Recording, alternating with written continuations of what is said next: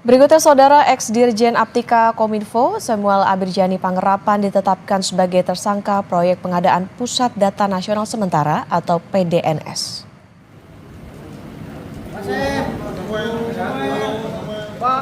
Selain Samuel, Kejaksaan Negeri Jakarta Pusat juga menetapkan 4 orang lainnya sebagai tersangka.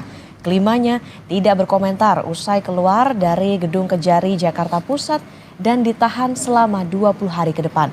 Sejumlah barang bukti disita, diantaranya uang tunai senilai 1,8 miliar rupiah, 7 sertifikat tanah, 176 gram logam mulia dan juga mobil.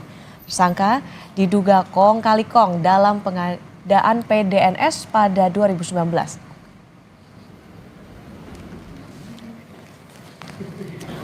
Tersangka SAP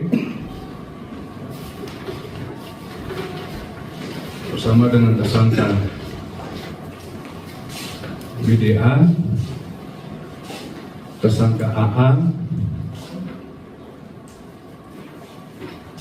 melakukan pemufakatan jahat untuk melaksanakan program yang tidak diatur di Perpres 95/2018, di mana merekalah yang membuat dokumen perencanaannya, membuat kerangka acuan kerjanya, sehingga setelah dokumen itu ada,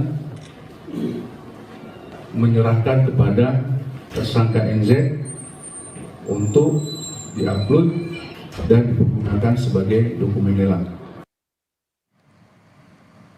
Lalu apa peran tiap tersangka proyek pengadaan Pusat Data Nasional Sementara atau PDNS? Kita sudah terhubung dengan jurnalis Kompas TV, Fedriska Ananda dan juru kamera Jamzari di Gedung Kejaksaan Negeri Jakarta Pusat. Selamat pagi Fedriska, apakah sudah ada informasi peran masing-masing tersangka dalam kasus ini, terutama mantan Dirjen Aptika Kemenkominfo Samuel Panggerapan?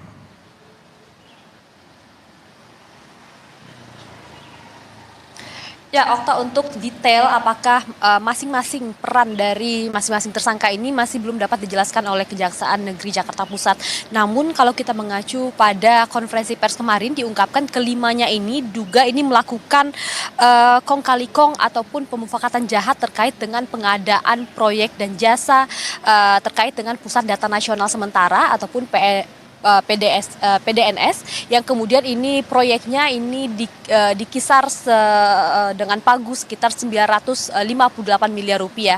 Namun memang terkait dengan berapa sebetulnya kerugian ini Kejaksaan juga masih menghitung terkait dengan dugaan kerugian dari proyek ini. Namun kalau misalkan saya bisa jelaskan Okta dan juga saudara, kemudian bagaimana Kejaksaan Negeri ini kemudian menetapkan kelimanya ini sebagai tersangka, ini kita juga harus mengikuti bagaimana kemudian penggeledahan yang sebelumnya sudah dilakukan oleh Kejaksaan, di mana setidaknya ada 4 lokasi yang kemudian sudah digeledah oleh Kejaksaan, yakni di daerah Tangerang Selatan, Jakarta Pusat, Jakarta Timur, kemudian di warehouse ataupun gudang dari PT Aplikasi Nusalintas Arta ini kemudian ditemukannya adanya indikasi dugaan kerugian negara yang memang saat ini masih dihitung oleh Kejaksaan Negeri. Tadi sempat saya katakan bahwa ini proyeknya memang pada tahun 2020, jadi memang ini masih didalami terkait dengan masing-masing peran kelima tersangka ini. Namun kalau misalkan kita mengacu dari jabatan yang diduduki oleh kelimanya ketika tahun 2020, ini bisa saya jelaskan bahwa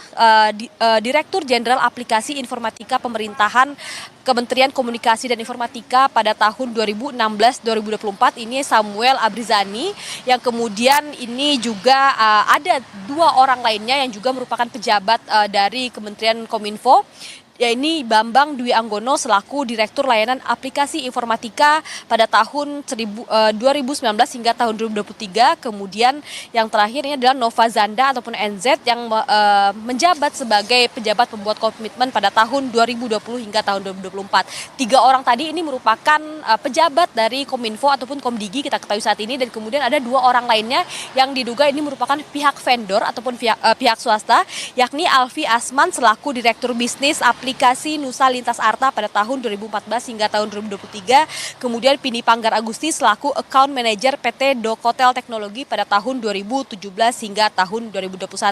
Jadi memang tentu kasus ini masih dalam pendalaman oleh Kejaksaan sendiri, di mana ini potensi kerugian negaranya juga masih dihitung oleh Kejaksaan. Tadi saya katakan bahwa tender ini senilai 958 miliar rupiah, Okta.